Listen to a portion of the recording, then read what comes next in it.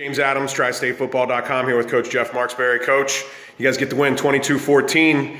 I wonder it could go two ways.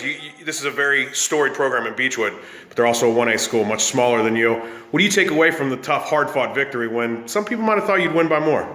Well, I think if you take a look at the teams when the offense and defense is out there together and their kids look no different than us size-wise and their kids look no different than us athletically, I think it's a good win, because like you said, they're a storied program with tradition. They know how to win. They're not going to beat themselves, and our kids had to play hard and fight to win, and I'm proud of that.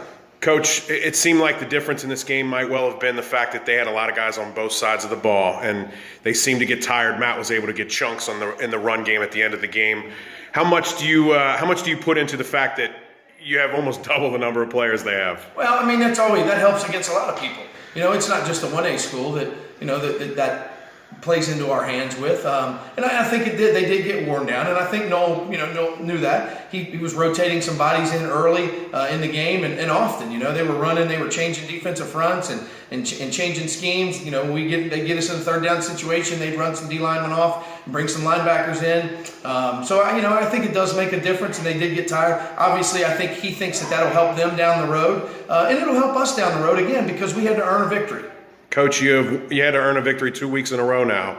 How important it is for you to actually have to fight for some wins instead of cruising to victories with big scores and getting you a little more playoff tested while still being 7-0? I think it's good. We're going to have to play, to continue, past week 10. We're going to have to play. You got to go 1-0 every week once that hits. And I like the fact that our kids have responded 2 weeks in a row and been able to make plays late in the game to help us, pull victories out when we could have just as easily lost.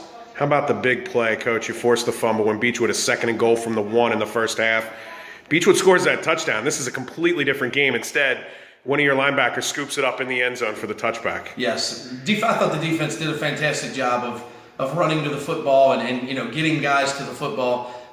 Really, they were able to get some yardage on the ground. But all in all, our defense played big. You had that takeaway there, and then you had the Trados takeaway on the sideline on the little hitch route that he came up big and picked that for us.